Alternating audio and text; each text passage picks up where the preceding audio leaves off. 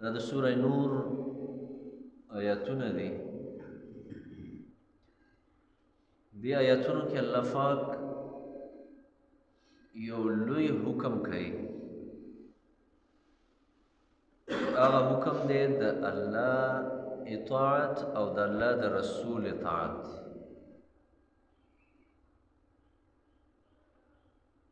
ځکه الله خپل رسول دا د ټول امت لپاره یو عملی نمونه رالیږي. یعنې خلک به هغه ته ګوري او د هغه د عمل مطابق عمل وکړي، او خلک به د هغه وینا ته ګوري او هغه چې څنګه ویلي همغه شان وکړي.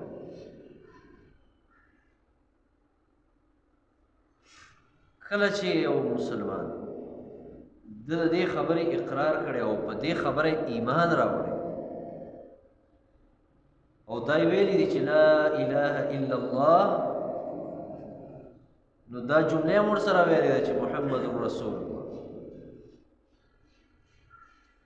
د اولنۍ جمله کې د الله د اطاعت حکم دی، لا اله الا الله، الله د وحدانیت حکم دی، او د هر قسمه شرک او د کفر نه براءت دی. او دا دویمه چې کومه جمله او کلمه ده، نو په دې کې د الله د رسول د اطاعت حکم دی او د هغه د نافرمانۍ نه ځان ساتل دي. ځکه نبي کریم صلی الله علیه وسلم ژوند چې دی هغه ټول موږ او تاسو ته ښکاره دی، واضح دی. نبي کریم صلی الله علیه وسلم دا فرمایلی دی چې ما تاسو له داسې دین راوړی چې هغه حنیف او پاک دین دی او بالکل سیده دین دی، نه پکې کوږوالی شته او نه په دې دین کې څه باقي پاتې شته، مکمل دین دی. او هغه دین دی چې کوم الله خوښ کړی زموږ او ستاسو دپاره، او هغه خوښ کړی شوی دین نبي کریم صلی الله علیه وسلم هغه موږ او تاسو ته ښودلی دی. د الله د نبي صلی الله علیه وسلم ژوند چې دی هغه موږ او تاسو ته بالکل ښکاره دی. د الله د نبي په ژوند کې جهاد راغلی دی،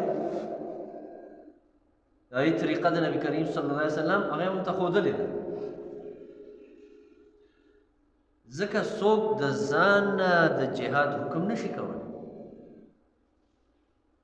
هغه ځای کې به کوي کوم ځای کې چې د الله نبي ویلي چې دا دی. د الله نبي هجرت کړی دی، د هجرت احکامات او عمل هغې په خپله موږ او تاسو ته ښودلی دی، عملي طور. او د الله نبي تجارت او کاروبار هم کړی دی، اخیستل او خرڅول هم کړي دي. نو د بازار او د منډۍ او د کاروبار د دې حکمونه یې موږ او تاسو ته ویلي هم دي او عملي طور یې کړي هم دي، نو راته ښودلي دي. نبي کریم صلی الله علیه وسلم هغه په مدینه کې او په مکه کې ژوند تیر کړی، دغه کلی و، دغه وطن و، خلکو سره یې ناسته فاسته کړې ده. نو د هغې هغه معاشرتي ژوند یې هم راته ښودلی دی. معاشرتي ژوند هغه د مشرانو سره ژوند راغلی دی، د کشرانو سره یې راغلی دی، د یتیمانو سره یې راغلی ژوند، د غریبو او د مالدارو ټولو سره یې ژوند راغلی دی. او د دې ټولو یې راته عملي طور او قولي طور موږ او تاسو ته ښودلی چې دا ژوند به داسې تېروئ.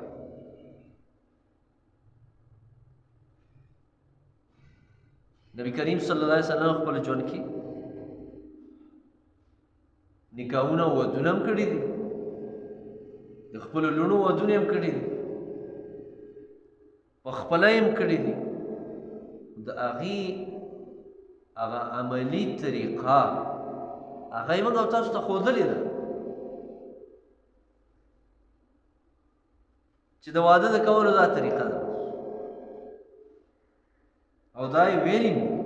چې النکاح من سنتي ومن رغب عن سنتي فلیس مني. نکاح واده دا زما سنت دی، دا زما طریقه ده، او څوک چې دا نه کوي دا زما امتی نه دی، دا زمانه نه دی.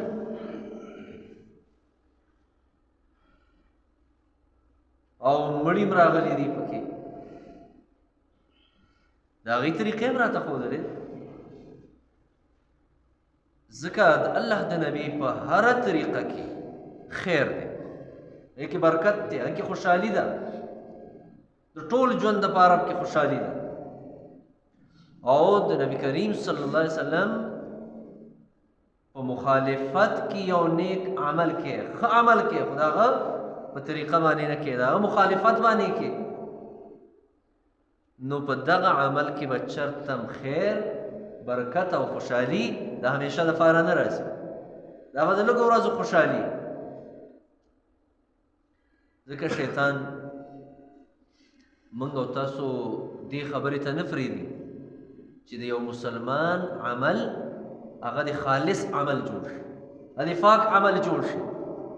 هغه د هغه عمل جوړ شي چې هغه الله ته قبول دی. شیطان موږ دې ته چرته هم نه پرېږدي،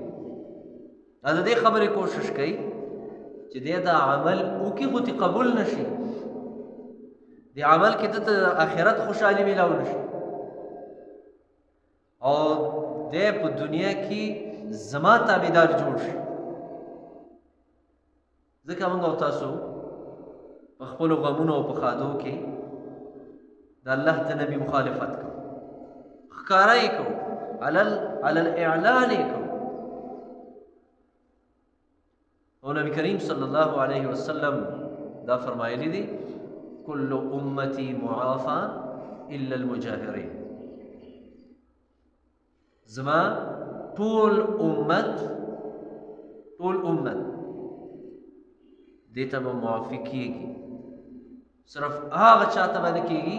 چې هغه یو ګناه په جهر او په ښکاره باندې کوي، ګناه کوي او ښه په ښکاره باندې کوي. او لویه خطرناکه خبره دا ده چې یو سړی ګناه کوي او ګناه ته ښکاري نه، وایي ته ګناه ویم نه، دا ډېره خطرناکه خبره ده. داسې انسان ته الله پاک د ګناه د پرېښودو د توبې طاقت نه ورکوي چې دی ګناه ته ګناه نه وایي. ځکه نبي کریم صلی الله علیه وسلم دا فرمایلی دی کل امتی یدخلون الجنة الا من ابى قیل ومن یأبى یا رسول الله قال من اطاعنی دخل الجنة ومن عصانی فقد ابى. زما ټول امت به جنت ته داخلي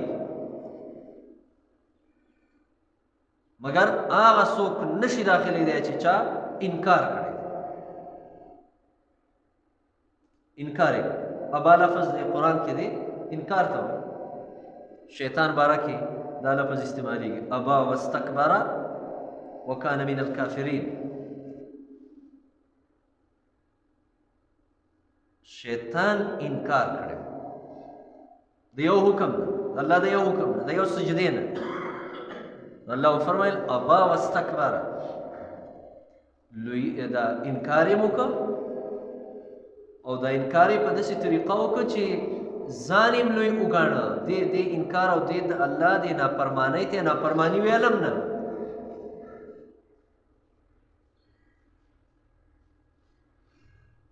صحابه کرامو دا خبره ډېره عجیبه غونته واغسته چې داسې به هم څوک چې هغه به انکار کړي. ځکه یې وفرمایل قیل ومن یأبى یا رسول الله، څوک دی او داسې به څوک چې هغه به انکار وکړي یا رسول نبی کریم صلی الله علیه وسلم ته وفرمایل من اطاعنی دخل الجنه چا چې په هر کار کې زما اطاعت وکړه دی به جنت کې داخل اطاعت په دې ځان پوه کوي دا ګوره صرف مونځ کې نه دی دا په ټول ژوند کې دی اطاعت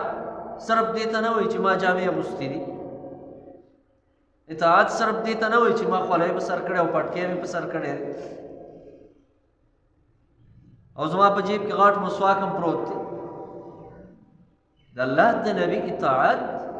دا ستا په ژوند کې چې هره مرحله په تا باندې راځي هر یو عمل چې په تا باندې راځي او په هغې کې د الله د نبي طریقه ومنې دې ته اطاعت دې ته اطاعت رسول وایي او وی فرمایل ومن عصانی فقد ابا چا چې په یو کار کې زما نافرماني وکړه دې انسان انکار او چې انکار یې وکړه نو د انکار والا به کوم ځای ته ځي لومبنۍ جملې دا به جهنم ته ځي ځکه الله قرآن مجید کې موږ او تاسو ته دا فرمایلی دی د دې صورت وروسته یو آیات دی الله فرمایي قل اطیعوا الله واطیعوا الرسول یا پیغمبره دې خلکو ته دا ووایه چې د الله اطاعت وکړئ د الله حکمونه هغه عملي کوئ او د الله د رسول اطاعت وکړئ د هغه په خبرو پسې روان شئ فإن تولوا فإنما عليه ما حمل وعليكم ما حملتم تاسو د الله د رسول او د الله د حکم نه نافرمانی کوئ د هغې کار کوئ نو زما په نبي باندې هماغه څه دي چې کوم د ده په غاړه دي هغه دا چې دی به تاسو ته دعوت درکوي دی به تاسو ته د الله حکم واضح کوي هغې تبلیغ به درته کوي او په تاسو باندې هغه څه دي کوم بوج چې الله په تاسو اچولی دی او هغه دا دی چې دا نبي درته څه وایي د دې د منلو او د دې د عملي کولو بوج هم په تاسو دی نو که عملي کوي نه او دغه بوج نه اوچتې نو دا دی چې بیا به ګمراهۍ طرف ته ځي الله د نبي د نافرمانۍ طرف ته به ځي د انکار طرف ته به ځي او دې آیات کې الله پاک یو ډېره کلکه او مضبوطه جمله فرمایلې ده فرمایي وان تطیعوه تهتدوا دا یو دوه لفظونه دي و په دې کې ټول دین پروت دی وان تطیعوه تهتدوا دې کې ټول دین دی بس دا جمله دا د ټول دین د عملي کولو جمله ده الله فرمایي که د پیغمبر خبره ومنله او د ده طریقه هم ومنله نو تاسو به په هدایت باندې شئ تاسو به په سمه لار شئ نبي صاحب نصیحت وکړه موږ او تاسو الله نه هدایت غواړو عامو دعاګانو کې موږ او دا وایو چې الله په سمه لار روان کړي او په هدایت هم روان کړي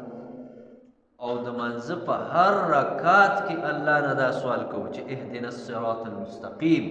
یا الله ما په نیغه لار روان نو هدایت الله فرمایي دا کوم هدایت چې ته غواړې دا څه دی هغه دا دی چې وان تطیعوه هغه د نبي اطاعت دی د نبي تابعداري ده که د نبي تابعداري وکړله نو په هدایت باندې به راشئ او یو جمله د دې نه وروسته بل آیات کې الله رب العالمین دا فرمایلې ده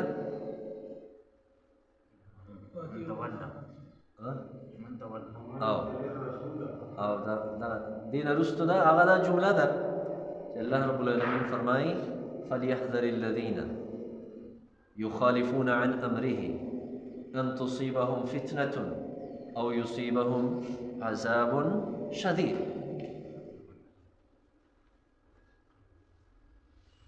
الله فرمایي هغه خلق دی ویریږي ځان دی وساتي یخالفون عن امره چې هغوی د الله د نبي د کار نه او د هغه د حکم د هغه د طریقې مخالفت کوي چې دې خلکو ته به دنیا کې عذاب رسي دا به پریشانه کېږي فتنه عام لفظ دی عام لفظ دا به دنیا کې پریشانه کېږي د باندې به دنیا کې مشکلات او پریشانو سره دی مخامخ کېږي او درناک عذاب به الله پاک ورکړي دا دو جملې یو جمله د حکم ده و ان تطیعوه تهتدوا او دویمه جمله چې ده هغه د انکار ده د نبي د تابعدارۍ نه او هغه دا ده چې فلیحذر الذین یخالفون عن امره او دواړه په دې دوه نږدې آیاتونو کې دا دواړه خبرې راغلي دینه دا معلومیږي چې د الله د نبي اطاعت یو سړی په خپلو ټولو کارونو کې کوي په دې پوه شه چې دی په هدایت دی دی به الله د دنیا د پریشانو نه ساتي دی به آخرت کې الله د خپل عذاب نه ساتي سزا نه به ساتي او که یو سړی د الله د نبي طریقه شته دی او دی د هغې مخالفت ښکاره کوي نو په دې پوه شه چې دی به د آخرت نه مخکې په دنیا کې پریشانه کېږي او آخرت کې به هم الله فرمایي درناک عذاب وي عزتمندورنو الله ډېر لوی نعمتونه دي په موږ او تاسو باندې د الله د نعمت شکر ادا کول پکار یعنې په دې موقع به زه تاسو ته دا ویم چې دا اولاد یو انسان ته الله ورکړي دا د الله یو نعمت دی د الله نعمت دی د دې نعمت شکر ادا کولو دی او شکر دا دی چې دغه اولاد صالحه تربیت پکار دی بیا چې کله ستا اولاد هغه راغټ شو زلمی شو نو بیا دویم نعمت دی چې بیا د نکاح او د واده موقع راشي نو په دې کې الله ته په سجده پرېوتل پکار دی د الله شکر ادا کول پکار دی سجده شکر پکار دی چې الله تا زه دومره کړم چې اولاد دې راکړه او بیا دې دومره کړم چې د هغه اولاد هغه خوشحالي دې راته په دې خپل ژوند کې وښودله نو دې ځای کې څه پکار دي تاسو راته پوښتنه شکر پکار الله ته د شکر سجده د لګولو ده د الله نه شکري په دې نعمت باندې په دې موقع نه ده پکار ناشکري څه ده هغه دا ده چې د دې اولاد د دې نعمت او د دې خوشحالۍ د راتلو په موقع باندې الله هم خفه کړي او د الله رسول هم خفه دا د الله د نعمت ناشکري ده او موږ تاسو قرآن کې دا ویلي دی قرآن کې یا الله فرمایلی دی وَإِذْ تَأَذَّنَ رَبُّكُمْ لئن شكرتم لأزيدنكم ولئن كفرتم إن عذابي لشديد ستا رب دا اعلان وکړه وإذ تأذن کله چې ستا رب دا اعلان وکړه وإذ قال ربك ند وإذ تأذن ربك اذان سي اذان هغه اعلان دی چې دا ټول خلک یې واوري ټول خلک یې واوري او قال چې دی دا وینا دا داسې چې هغه زه د حاجي صاحب ته وکړم نو دا یې صرف واوري یا دا ناس کسان مثال دا یې واوري الله اعلان کړی د ټولې دنیا خلکو ته چې که شکر هم زما د نعمتونو ویسته دغه نعمتونه به د باندې زه زیاتوم یو خوشحالۍ کې دې د الله شکر ادا که الله رب العالمین به په تا باندې نورې خوشحالۍ هم راوړي به د باندې زیاتی په یو خوشحالۍ کې دې د الله ناشکري وکړله او ناشکري عملي طور څه ده هغه دا ده چې د الله او د الله د رسول مخالفت پکې وکړي د شیطان اتباع ورپکې وکړي شیطان پسې شي هغه ته وایي مړه دا خو یو موخه ده بیا به کله راځي شیطان دې وخت کې دا او بعضې وخت کې د ابلیس شیطان هم سړی ګمراه کوي خو د دې نه زیات بعضې وختونو کې د انسي شیطان دی دا خلک ګمراه کوي دته به وایي مړه دا خوشحالي بیا کله راځي دا خوشحالي به بیا کله راځي اوس پکې دی ښه خوشحالي معنا وکړه چې څنګه نو داسې خو ته نه وایي چې قرآن راواله او الله ته وجاړه دا ورته نه وایي د الله شکر ادا کړه الله ته په سجده شه نو ته وایي چې بد دا له لعب او دا ورپکې شروع کړه بد دا ستا خوشحالي ده ځکه عزتمندورونو الله خوشحاله یم راولي او الله رب العالمین غمونه هم راولي دواړه د الله سره دنیا الله رب العالمین انسان ته ورکوي دا ازمایش پې کوي ازمایش دی دنیا قرآن کې الله او ازمایش ته دې خبرې دی چې دی په دې دنیا کې او په دې مال دولت کې دی زما شکر ادا کوي که زما نه شکري دا ازمایش که شکر یې ادا کړ ټول عمر به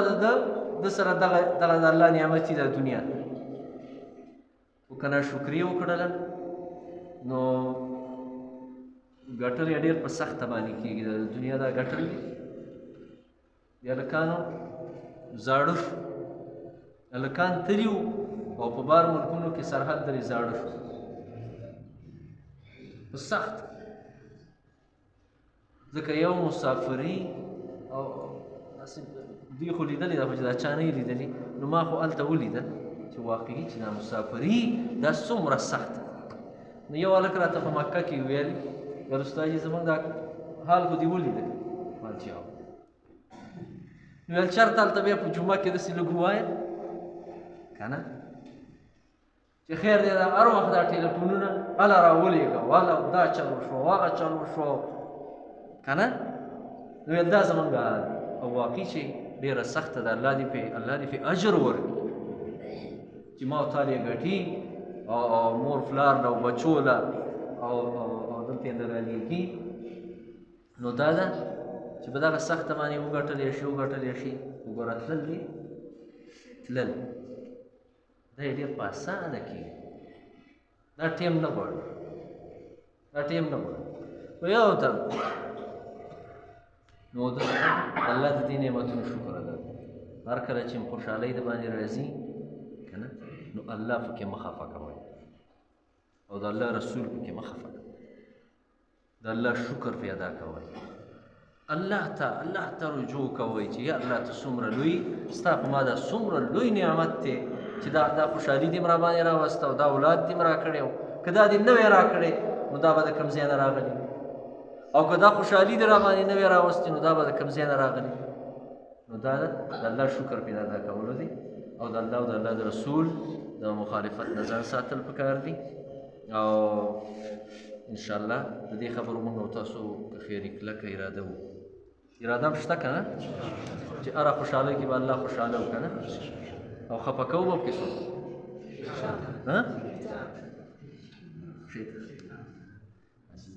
دا ابلیس شیطان خو هم خفه کولو پکار دي که نه کله ناکله د انسي شیطان هم خفه کول پکار دي که نه انسي شیطان چې هغه ته وایي نه داسې وکړه ټیک ده او دا انسي شیطان دی دا په دې سړو کې خو به وي وګوره دا انسي شیطاني دا په دې ښځو کې ډېره زیاته نو کله ناکله دغه هم خفه کوئ خیر دی ټیک ده الله هم ډېر خوشحاله اللهم صل على محمد وعلى آل محمد كما صليت على إبراهيم وعلى آل إبراهيم إنك